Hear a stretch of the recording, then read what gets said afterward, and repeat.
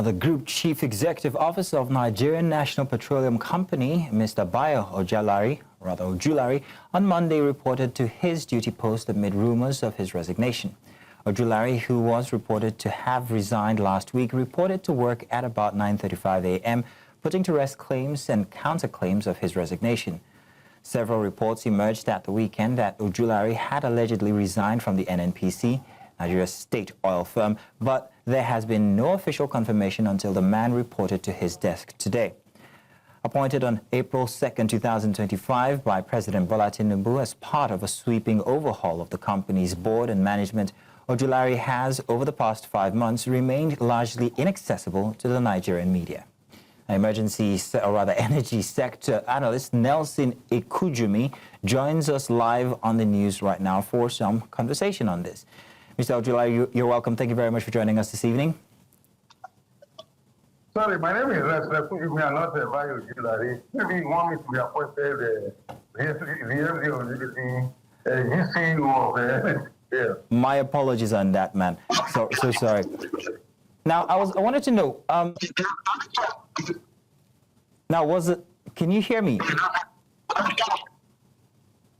I'm sorry. I think we have some technical issues there. I can hear you very well. Grand, good. Now, Mr. Ojulari was said to have resigned last week, but he reported to work on Monday. So, was that a lie? What do you think is the play here?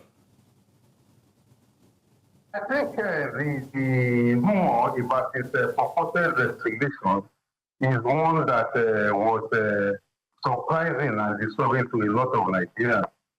Taking into cognizance the fact that this was a technocrat that President Bola Tinubu appointed to oversee the nation's cash cow. And since his assumption into office, we have seen a man who has been diligent in his responsibility to key into the agenda of the administration in order to ensure that the primary responsibility of the NNPC as a supplier of petroleum products and supplier of last resort of petroleum products, as well as to perform its responsibility as a friend in the 2021 PIA law comes to reality. So one was not surprised because we have seen this being written severally, and we are still expecting more to come. But we are rest assured that we have on the saddle today a technocrat, an administrator, a man who has carved his niche in the oil industry, who knows his onions. So we expect that in the midst of all this campaign of blackmail and calumny, that Mr. Ojulari, knowing fully well his antecedents and where he has come from, that he will rise above the waters. Nelson, what are the potential implications of Ojulari's return to work on the NNPC's operations? Now, the oil sector as a whole, let's look at it. So, considering the recent changes in leadership and the company's future plans. Well, you remember very well that the former GCU of NNPC, Military, played his part. And when President Bola Tinubu himself, an expert, even though he was a financial expert in the oil industry, having served as the president of Mobile in Nigeria PLC, you expect that President Bola Tinubu must have been very versed in the industry, in the oil industry. So the appointment of Mr. Bayo Ojulari was meant, to ensure that the manifesto of President Bola Tinubu to reinvigorate the oil industry to achieve the full potential for the Nigerian economy and its people was realized. And since coming into the saddle some few months ago, Mr. Ojulari has not disappointed us. For example, you can see for the first time that the breakbacks between NNPCL and some private investors in the oil industry has become a thing of the past. If you remember, the breakback between NNPCL and Dangote refinery over supply of crude oil. Also, the availability of crude to the refineries as well as other modular refineries has become a regular pattern that even the private investors are no longer crying foul that maybe some persons or some interests are trying to sabotage them. And again, under Mr. Ojulari, we have seen the production of crude oil by the NNPC has skyrocketed. What happened under his predecessor?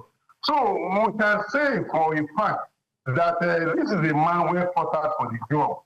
And even the turnaround maintenance of the nation's refineries, most especially the Port Harcourt refineries, has been subject to, to interrogation, because every new administration has the responsibility to interrogate what its predecessor has left in the books to ensure that whatever is in the books is put on the right to achieve the administration of its managers, and that Mr. Ojulari has done creditably well so far.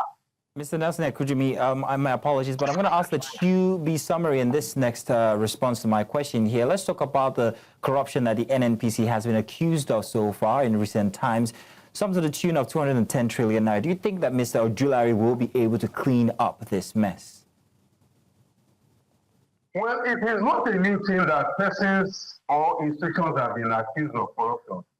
But the fact remains that the NNPC is not a one-man business enterprise. It's a Nigerian, economic enterprise with international affiliation.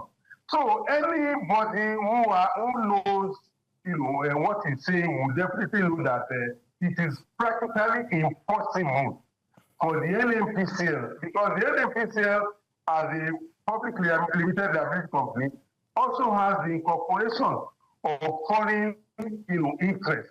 And, the NNPC is also subject to, the interrogation of even OPEC. So anybody deluding himself, as well as the international oil company. So anybody deluding himself that somebody can just become the GPO of NNPC and engage in corrupt practices must be an Alice in Wonderland. But we will not expect that, people will not throw up tantrums.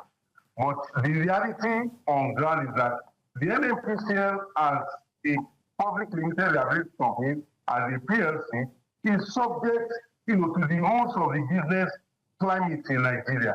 And so we expect that the regulators will be up and doing with regards to taking the book.